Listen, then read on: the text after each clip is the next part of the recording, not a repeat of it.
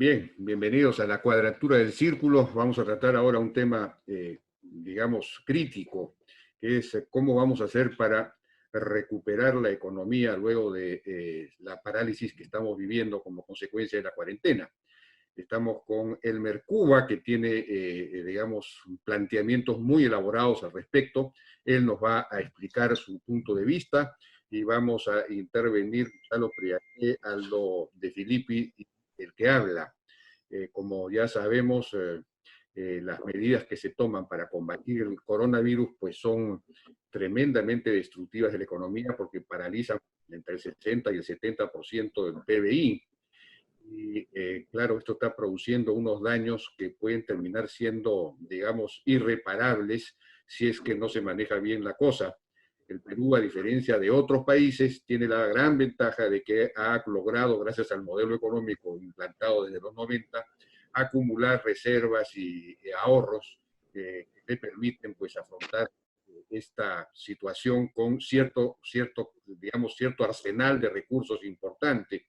El asunto es que tiene que estar bien, digamos, ejecutado, bien dirigido. No debe haber fallas en esto para no producir daños innecesarios. Y luego hay todo un plan, todo un problema de cómo hacer para ir reanudando paulatinamente el aparato productivo y cuándo comenzar esto, porque los equipos de salud del Ministerio de Salud, equipo epidemiológico, no quisiera que se reanude nada hasta no empezar a aplanar la curva. Pero llega un momento en que uno se pregunta cuánta gente, si es que la gente que va a morir por mortalidad infantil o senectil, digamos, no va a ser mayor que los que mueran por COVID-19, ¿no es cierto? Bueno, Elmer, ¿cuáles son tus puntos de vista acerca de esto? A ver si nos puedes explicar. Y un poco la mayoría de países en el mundo opta por cuarentena, porque la idea es que no rebasen los sistemas de salud, porque la población puede quedar muy marcada también psicológicamente por las muertes, ¿no? Hay estudios de primer comportamiento que muestran que el dolor, ¿no es cierto?, no es lo mismo un dolor muy intenso que un dolor muy largo. Un dolor muy largo uno lo olvida, un dolor muy intenso no. Entonces, en parte por eso los gobiernos han preferido estas cuarentenas para evitar lo que estamos viendo en Italia, ¿no es cierto?, que es algo terrible. No tanto la muerte absoluta, digamos. Entonces ya estamos metidos en esto, ya hemos tenido el pecado original, ¿no es cierto?, de no tener, por ejemplo, kits en su momento y tampoco aparatos, digamos, de protección de la salud para la población, sobre todo para el personal médico, ¿no? Entonces ya estamos metidos ahora en medio de una recesión. Perú está en una recesión, ¿no es cierto? Las cifras se van a conocer más adelante, pero seguramente el PBI del segundo trimestre va a caer 40%, ¿no? Pues, suponiendo que el resto del año es cero, que no es el caso, ¿no es cierto? Pero suponiendo que el resto del año es cero, ya tienes una caída anual de 10%. La recesión del 2020 va a ser una de las peores de los últimos 100 años. Tranquilamente puede ser peor que la del año 83, la del año 89, incluso la del año 30, en verdad, con la gran recesión, la gran depresión de los 30, ¿no es cierto? Entonces, esto ya va a ser así. La pregunta es cómo de este hoyo de emergencia. Las salidas son una combinación, ¿no es cierto?, de inteligencia, con macroeconomía y con epidemiología. Esto está bien complejo. Estamos hablando de una salida ordenada en actividades que sean bajas, intensivas en contactos, ¿no es cierto? Es un neologismo, digamos, ¿no? Intensidad en contacto quiere decir que tienen muchos contactos al día. Esas no pueden salir tan rápido, porque si no perdemos lo que hemos avanzado con la cuarentena, ¿no? Hay un famoso factor Rho que es muy importante. El factor Rho quiere decir a cuántos contagiados tú puedes tener si ya estás contagiado, ¿no? Si ese factor es mayor a 1, esto es explosivo y eso termina, pues, como hemos visto en Italia, por ejemplo, ¿no? O ahora en Estados Unidos. Entonces, la idea es bajar ese Rho debajo de 1, por eso hacemos cuarentena. Todavía no está debajo de 1, por si acaso. Estábamos bajando rápidamente, pero se ha estabilizado un valor todavía superior a 1. O sea, no estamos listos para abrir. Si abrimos, va a volver lo que pensamos, ¿no? Muertos en las calles no se pueden enterrar. Entonces vamos a seguir bajando ese factor. Pero hay actividades que pueden abrir porque son poco contagiosas. Por ejemplo, consultoría, por ejemplo, estudios de abogados, ¿no? Por ejemplo, minería. Algunos sectores que tienen una baja tasa de contagio, ¿no es cierto? Esos son los candidatos a abrir, porque no podemos parar el país en seco. Eso sería, pues, suicida, no solamente suicida por lo económico, suicida también por hay que salir. Y también hay dos métodos para salir. Actividades bajas en contacto por día. Sí. Una pregunta, ¿estas actividades podrían abrir desde ahora o hay que esperar hasta el fin de la cuarentena? No, de hecho, hay algunas que siguen abiertas, ¿no? Agricultura está operando, minería también, todo el tema médico, ¿no? Minería parcialmente. Sí, pero, por ejemplo, telecomunicaciones está operativa, electricidad está operativa, ¿no es cierto? Y también toda la cadena alimenticia está operativa. Entonces, de hecho, ya están abiertas, ¿no? Si no, el PIB hubiera caído 100, digamos. ¿Cuáles son los siguientes en la lista? Y hay dos maneras de entrar, ¿no? Es bajar las actividades en contactos y la otra es bajar la probabilidad de contagio. Por ejemplo, se pueden fabricar rápidamente uniformes aislantes, así como está la máscara, pues un uniforme más amplio, como usan los médicos, en verdad, ¿no es cierto? Para que permitan salir a trabajar actividades que son, por definición, intensivas en contacto. Por ejemplo, una peluquería o un dentista, ¿no es cierto? Obviamente hay mucho contacto, ¿no? Entonces, esas actividades son más peligrosas. Por lo tanto, ahí hay que ser más intensos en la probabilidad de contagio, ¿no? Digamos, es una combinación de contacto por día y probabilidad de contagio para que bajar la tasa. Es la manera más inteligente de servir la economía. La manera más torpe sería abrir nomás de manera tonta y volver a una cuarentena en julio. Eso sería ya suicida, ¿no? Porque ya ahora la recesión del 2020, como digo, va a ser la segunda más grande desde la guerra con Chile, ¿no? Si tenemos dos cuarentenas como esta, eso ya son cifras mayores, ¿no? Yo quisiera comentar brevemente, Elmer, el tema de salud. La verdad que tenemos un Estado cuya gestión, bueno, es bastante, ¿cómo decir?, no efectiva. Lo vemos en la reconstrucción con cambios y en general el gasto público, la historia se repite. Ahora estamos ante una coyuntura de alta velocidad. Y en el sector salud, que es uno de los más lentos y atrasados de todos los sectores. Tenemos por un lado una serie de objetivos como hacer test, evitar que la curva de contagios crezca. Todo eso está bien enfocado, pero hay capacidad de lograr resultados con la mala gestión que tenemos. El coronavirus no va a cambiar la capacidad de gestión del Estado, no tienen mayor relación. Al contrario, bajo presión puede ser mucho peor. Ese es un tema. El otro tema, él merece el de la ayuda a los más pobres. La PEA urbana, 13 millones. Los dependientes formales, 3.5 millones. Eso es como 27%. Los dependientes informales, 4.5 millones. Eso es como 35%. Y los independientes, este es el gran número. 5 millones de peruanos, 39% de la PEA urbana, y nos hemos dado con la triste sorpresa de que estos peruanos independientes no están en el mapa, son invisibles para las listas de pobreza y todo el trabajo de años que nos decían que estaban haciendo para empadronar en el MIDIS, etcétera, y eso no existe.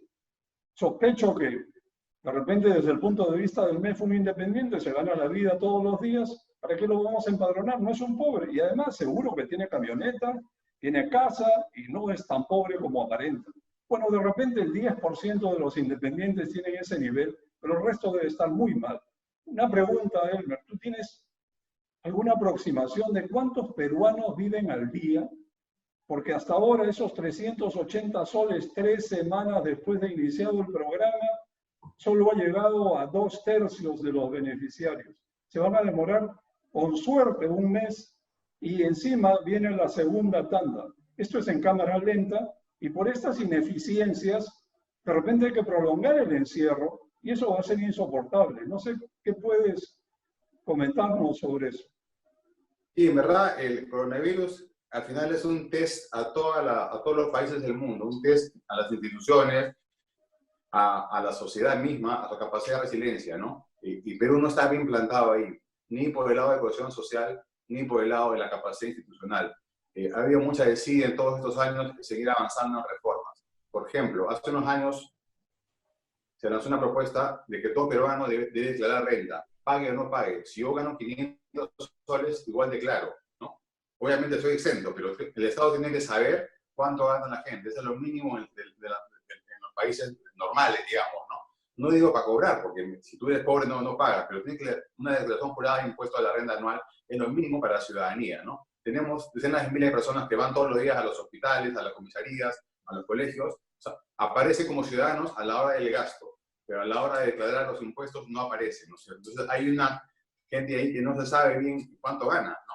De toda la pega urbana, pero de toda la pega peruana, que somos casi 17 millones de personas, solamente 5 millones declara renta y solamente 1,5 millones paga renta. El resto ni siquiera declara. Si supiéramos cuánto hubieran declarado, sería muy fácil ahora hacer directamente a la billetera de cada uno, ¿no? A su DNI, a toda la gente que gana debajo de la pobreza, a su DNI del dinero, ¿no es cierto?, para que pueda comer. Y a los que han perdido empleo también. Sería muy fácil si hubiéramos hecho el trabajo hace unos años, pero la decisión ha sido colosal.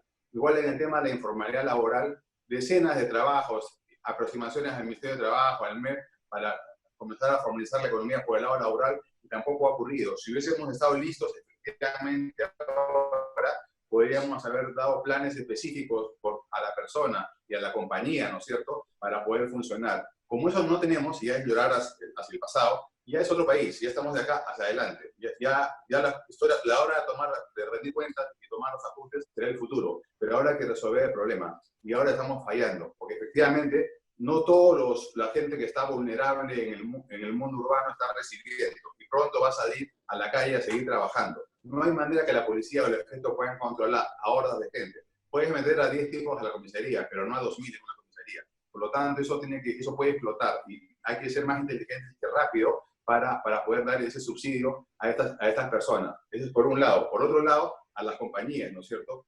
¿Cómo es posible que hayamos fallado en la política fiscal, estando listo el Banco Central para soltar liquidez en helicóptero? No se ha entendido bien eso y se han cerrado las cañerías para que eso llegue por goteo, ¿no? Eso no puede ser. Felizmente van a cambiar en los próximos días y van a cambiar el decreto legislativo para hacerlo más ad hoc. Pero no podemos fallar ahora. Cada día de falla es terrible. Y termino con la tercera pata. La tercera pata es lo laboral, ¿no? La más importante cadena de pagos de la economía es la que va entre el hogar y la compañía, ¿no? ¿Cierto? Es el mercado de trabajo. Ese mercado de trabajo se está rompiendo en pedacitos. Y más rápido se está rompiendo en la parte formal, por la tosudez de las autoridades laborales que no entienden bien cómo funcionan los mercados. Es insólito que tengamos gente que no entiende cómo funciona el mercado laboral. El mercado informal laboral se va a ajustar más rápido y va a haber menos desempleo en los informales que en los formales, por haber rigidizado. La flexibilidad laboral, tan vilipendiada, ahora hubiera defendido empleos, ¿no? Porque la flexibilidad no es para despedir, es para defender el empleo. Si puedes renegociar todos los empleadores rápidamente, por SMS, por correo, por llamadas grabadas con sus trabajadores, renegociar a la baja los salarios por un buen tiempo, eso hubiera sido la mejor medida para defender el empleo, ¿no es cierto? La flexibilidad defiende empleos, no solamente los destruye. Entonces, estamos por un mal camino. Yo, digamos, siempre trato de ser optimista y dar ideas, pero lo que tiene que ejecutar las ideas es el gobierno, y hay que ayudarlo, ¿no?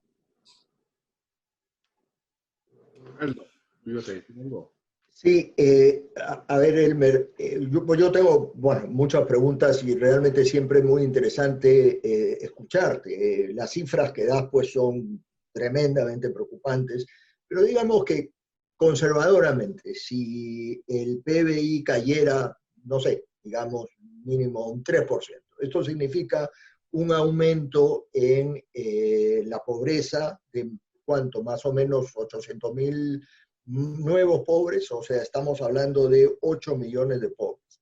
20 y tantos por ciento, una cuarta parte de la población. Regresaríamos pues a etapas como las que tuvimos a principios de la década pasada, o sea, habría una pérdida muy grande de, digamos, del crecimiento que ha habido de esta clase media importante que hoy se ve en el Perú, o se veía en el Perú.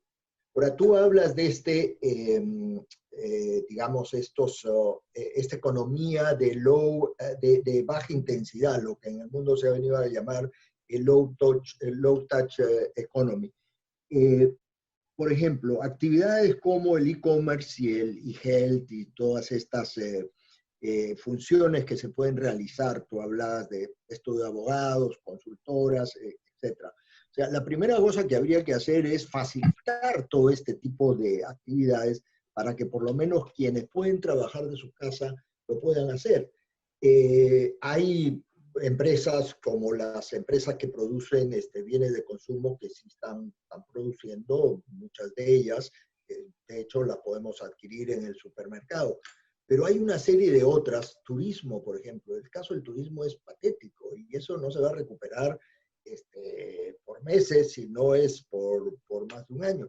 Los restaurantes generan pues una cantidad de trabajo muy importante y es una actividad que no se puede hacer, digamos, por vías tecnológicas. La única posibilidad sería hacer esto que se ha venido a llamar los Black Kitchen, o que se cocine a puerta cerrada y que de ahí se puedan llevar a los domicilios, o sea, pero tampoco están funcionando estos servicios de entrega a domicilio. Entonces, ¿qué alternativas hay? Porque hay una serie de actividades que están muertas desde el inicio, ¿no? Por supuesto, teatros, conciertos, como digo, toda actividad que reúne a gente. ¿Qué medios hay para salir de esa situación? Acá, digamos, pero es más complejo, ¿no? Porque, digamos, somos también de estructura peruana empresarial es muy diferente, ¿no? Una cosa es la gran compañía formal, cotiza en bolsa, que vive en un gobierno corporativo, hasta la pequeña microempresa, un taller informal de zapatería en cualquier pueblo del país, ¿no? Pero es muy complejo para dar una receta única. Pero lo que está claro es, digamos, hay sectores que son perdedores, como tú has dicho, Aldo, como turismo, por ejemplo, restaurantes, que no se van a recuperar, hay que decir la verdad, ¿no? Ahí la recuperación no va a ser en V, ¿no? La economía sí puede salir en V, pero ese sector no, va a ser más una L. Ahí solo queda un censo a los afectados de turismo, a los trabajadores, ¿verdad? A que pasen a recibir su bono por un año, ¿no? No veo un salvataje financiero, ¿no? Porque la demanda no va a llegar por un buen tiempo, ¿no? Tenían que soportar un crédito de 2, 3 años de gracia, ¿no? Para comenzar a pagar después, ¿no? Un nuevo producto, hasta ahora solamente he visto un año de gracia, ¿no? Para poder salir adelante. En otros países incluso se ha llegado a salvatajes por el lado de solvencia y el Estado ha tomado parte de las acciones, ¿no? Es copropietario de las empresas para salir del problema. Es todo un abanico de opciones que hay en ese caso. Volviendo al tema de la alimentación, vamos a tener que volver como los escolares, con la lonchera en la casa, al colegio igual, ¿no? Cada trabajador va a tener que ir con su lonchera a trabajar. Es lo más seguro, por un lado, y no es lo más barato, ¿no? Porque si fuese lo más barato, eso hubiéramos hecho siempre. La gente, el personal en las empresas lleva, pues, le llevan comida en delivery a la oficina, ¿no es cierto? Eso ocurre hasta hace poco, en bolsitas, ¿no? Ese es el Perú moderno, inclusive, ¿no? Vamos a tener que hacer un proceso al pasado y llevarnos una loncherita al trabajo, por seguridad, por la salud pública misma, por la salud pública, ¿no? Entonces, cada sector va a tener que encontrar su camino para, de una u otra manera, comenzar a reabrir la economía, pero de manera inteligente. Y también está el tema de la protección. ¿No? Felizmente no es tan caro protegerse. Los guantes son baratos, los uniformes son baratos, las máscaras son baratas, son desechables. Ese también es el camino, ¿no? Pareceremos todos unos robots o unos astronautas, en verdad, pero primero es la vida, ¿no? Tenemos que vivir. Entonces, eso felizmente no es tan caro y eso es el camino. Y Perú puede producir, la industria peruana está en capacidad de producir ese tipo digamos, de protección física, ¿no? Para salir a trabajar. Esa es también la otra opción, ¿no? En verdad no hay un trade-off ahí, son las dos cosas, ¿no? Yo tenía un par de preguntas. Una tiene que ver con algo que has mencionado ahora, pagar un bono a los trabajadores del sector turismo. Pero, por ejemplo, todos los trabajadores de los cafés y restaurantes que están paralizados, los cafés o restaurantes, que son, pues, deben ser cientos de miles, ¿no? No solamente vinculados al turismo, sino en general, ¿no deberían recibir también un bono porque, digamos, muchas de esas empresas van a poder pedir los préstamos al banco, pero esos préstamos no le van a necesariamente alcanzar para, a su vez, prestar a los trabajadores. En fin, es un tema, ¿no? Y es para que las empresas no quiebren, o esto, si es que no se flexibiliza la cuestión laboral, ¿no? Que hasta ahora no se flexibiliza, entonces esas empresas están entre la espada y la pared, no pueden adoptar decisiones, digamos, para manejar el tema laboral y al mismo tiempo los trabajadores no tienen un bono, no reciben una ayuda, ¿no? Bueno, ese es un tema. El otro ya tiene que ver más con la cosa, digamos, políticas. Digamos que para reabrir la economía, para reiniciar la economía y para recuperar la economía, para que vuelva a crecer a tasas altas y para que se recupere más rápidamente, necesitaría mucho mayores niveles de libertad económica incluso que los que teníamos antes del coronavirus, ¿no? Una economía más desregulada, con menos trabas, que facilite la inversión en todos los ámbitos, y también en el ámbito laboral, es decir, una regulación laboral más facilitadora, más inclusiva, más flexible. Pero el problema es que al mismo tiempo que necesitamos eso, vamos a tener el proceso electoral en marcha, que va seguramente a tender a difundir propuestas, ofertas de tipo populista, ¿no? Porque la situación social va a estar, digamos, va a ser muy aguda, y entonces es un caldo de cultivo perfecto para las propuestas populistas, intervencionistas, estatistas, reguladoras y todo lo demás. Entonces, el cronograma político te va a llevar por un camino, pero la racionalidad económica para recuperar la economía más rápidamente debería llevarte por el camino opuesto. Este dilema, esta disyuntiva, ¿tú cómo crees que se va a resolver? ¿Eh? Bueno, Son dos preguntas. Primero la primera, en este caso. ¿Tú le darías crédito, hace unos años, le darías crédito a una academia de mecanografía? Seguramente que no, ¿no es cierto? Porque sabes que no se va a recuperar. O a una empresa de revelación de fotos, ¿no? De revelación de fotos, ¿no? Tampoco le darías empleo, ¿no es cierto? Estamos en algo así, en verdad. Hay actividades que no van a volver tan rápido. Entonces sería una pérdida de dinero para el banco o para el tesoro público financiar indefinidamente una empresa de turismo. Es la verdad, ¿no? Entonces ahí solamente queda salvar a los trabajadores por un tiempo para que puedan básicamente alimentarse, ¿no? Ese es el deber del Estado. Hay actividades que sí van a salir, ¿no es cierto? Que todas las demás van a salir, pero hay unas que están un poco heridas. Entonces no tiene sentido ahí perder ese dinero, ¿no? Ahora el Estado no tiene tampoco recursos limitados, ¿no? Para hacer un plan de salvataje a todo tipo de compañías. Claro. Así es la vida. Hay compañías que tienen riesgo intrínseco, ¿no es cierto? Claro. Y van perdiendo en la vida, ¿no? Lo siento mucho por los empresarios de ese sector, pero es así, ¿no? La otra es mucho más preocupante, tu otra pregunta. En estos casos de estos eventos como los de ahora, el mundo cambia, ¿no? Y generalmente los estados crecen, ¿no? En toda la historia reciente de los últimos 5 siglos, cuando ocurren estos eventos, los estados crecen, porque es la solución de la sociedad, ¿no es cierto? No es el mundo privado ni las libertades.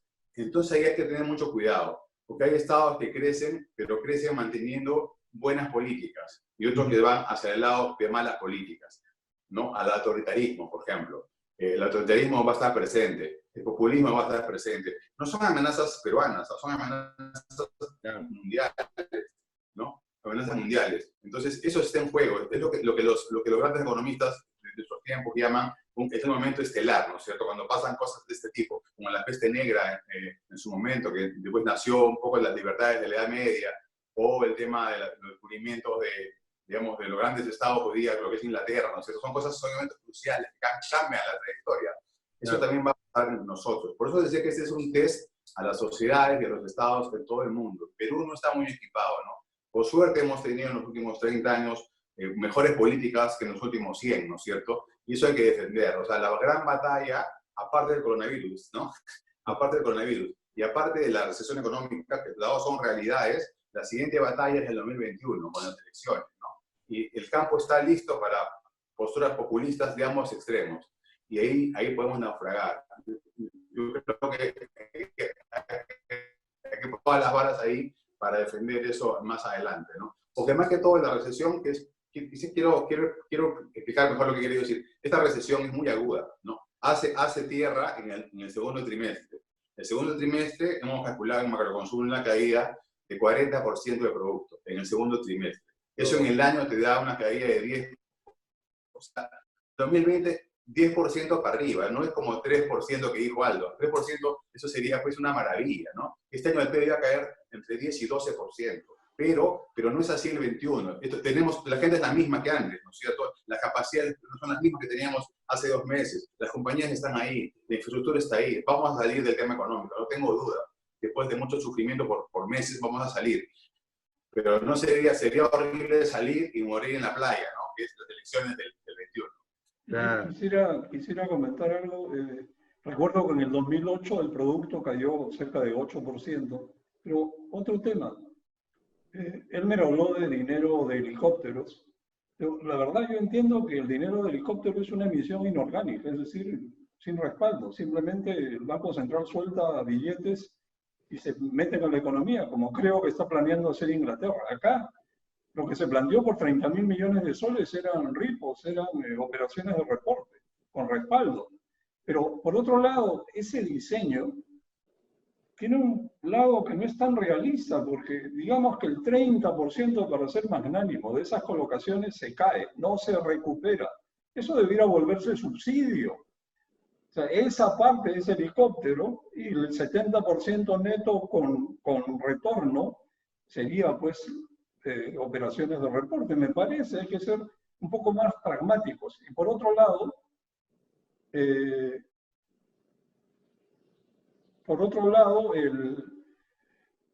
tema de cuánto apoyo le van a dar a las empresas. Necesitan capital de trabajo para producir y plata para pagar planillas. Eso es lo mínimo. Y no solo a las micro y a las pequeñas, también a las medianas y, ¿por qué no a las grandes? ¿De dónde creen que sale la plata? Entonces, ¿para qué provocar esta quiebra de empresas y ser tan retaseador en el programa y, por ejemplo, darles plata para un mes? Eso no alcanza, pero ni para el té. Debiera de repente ampliarse el programa. No sé qué piensa hacerme, a 3 meses por lo menos, para ser Sí. más pragmáticos. Sobre el primer punto, efectivamente, esta inyección monetaria del Banco Central no es como la de los 80, ¿no es cierto? Donde la emisión primaria, la maquinita, era para financiar un déficit fiscal. Ahora es todo lo contrario. Hay superávit fiscal, tenemos reservas, ¿no es cierto? Más bien, cada sol que salga del Banco Central tiene un respaldo en el Tesoro. Es todo, pero al revés, ¿no es cierto?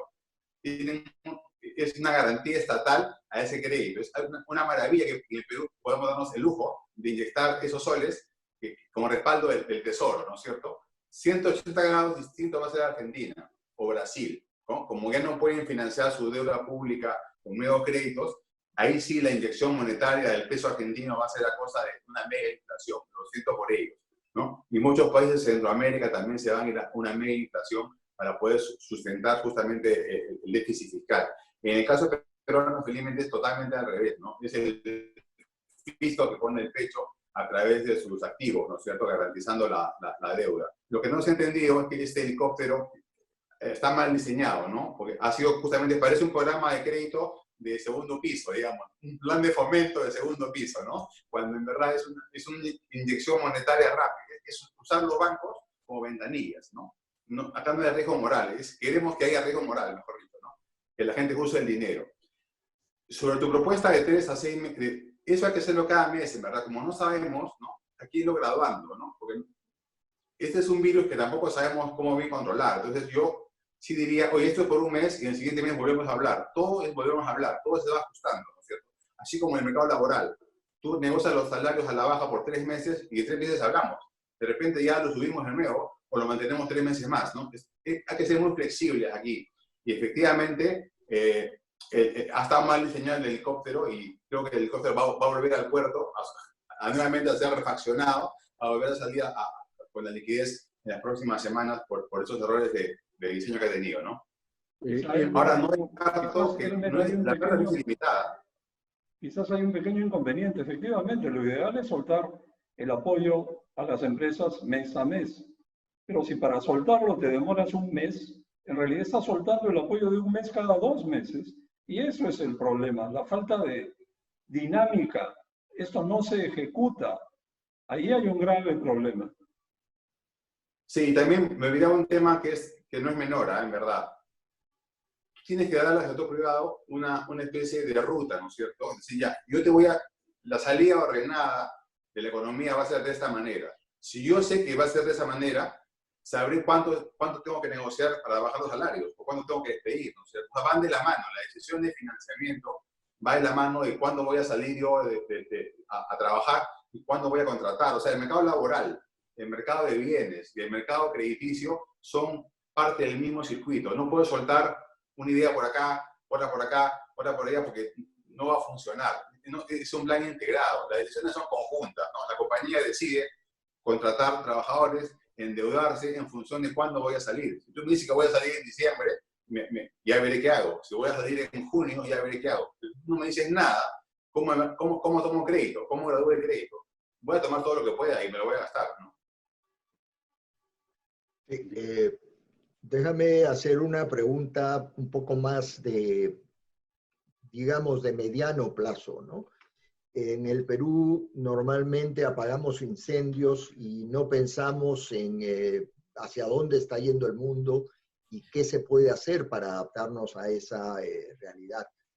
Evidentemente, una solución en otras circunstancias que hoy día es difícil de poder llevar a cabo sería pues fomentar nuevas inversiones, o sea, volver a tantos proyectos que están paralizados en el Perú, pero eso, por supuesto, no es un low-touch economy. Entonces, también hacer carreteras que hay tanto déficit, que podrían reactivar la economía, no es una solución al menos inmediata, pero en otros países, además del e-commerce y de estos medios tecnológicos, se están pensando en rumbos pues, que pueden perjudicarnos mucho, como por ejemplo este nuevo proteccionismo que se está dando y que se va a incentivar en la mayor parte de los países.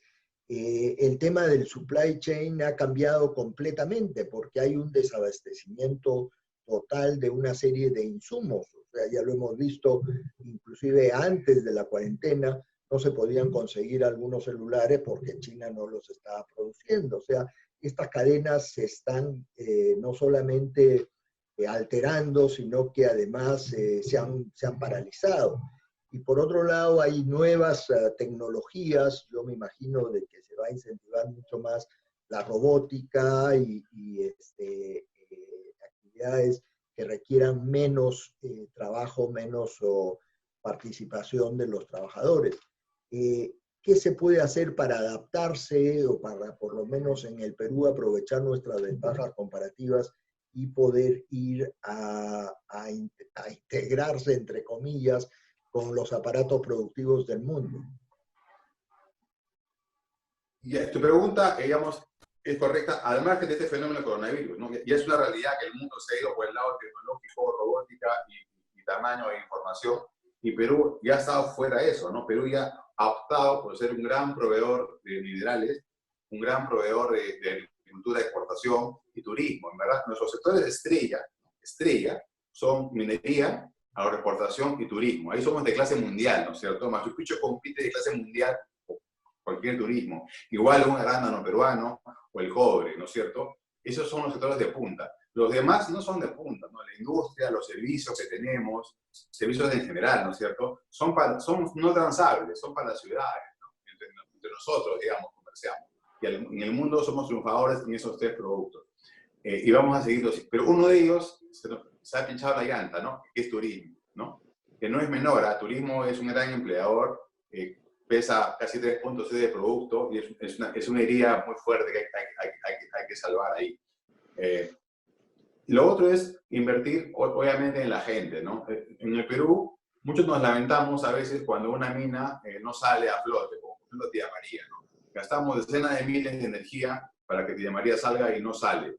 Pero no, somos muy asimétricos. cuando no educamos bien a los niños, ¿no? Hay decenas de miles de cerebros que se pierden ahí indefinidamente. Hay gente hiper capaz en la vida, por cosas de la naturaleza, ¿no es cierto? Y por mala suerte, sus padres no pueden pagarle una educación y van a acabar siendo choferes de un micro, ¿no es cierto? O dirigentes de los taxistas de Juliaca, cuando podido ser un gran ingeniero, ¿no es cierto? Ese capital humano lo estamos desperdiciando. Y esa es la riqueza en el mundo, ¿no? El otro día calculaba yo cuánto pagan los peruanos de cuarta categoría, ¿no? Los independientes del impuesto a la renta, y un año cualquiera pagan igual que la minería, ¿no? O sea, un puñado de peruanos de altos y educados pagan los mismos impuestos que la minería. Entonces, ahí está la salida, ¿no es cierto? Tenemos que gastar en la gente. La gente es la que aprende, la que puede entender de robótica, de microprocesamiento, tecnología. Y esa gente la tenemos acá. Los peruanos no somos ni más ni menos que ningún otro país. La distribución de cerebros es la misma, pero sin embargo los estamos hundiendo debajo de la tierra a no dar las oportunidades en lo educativo, ¿no?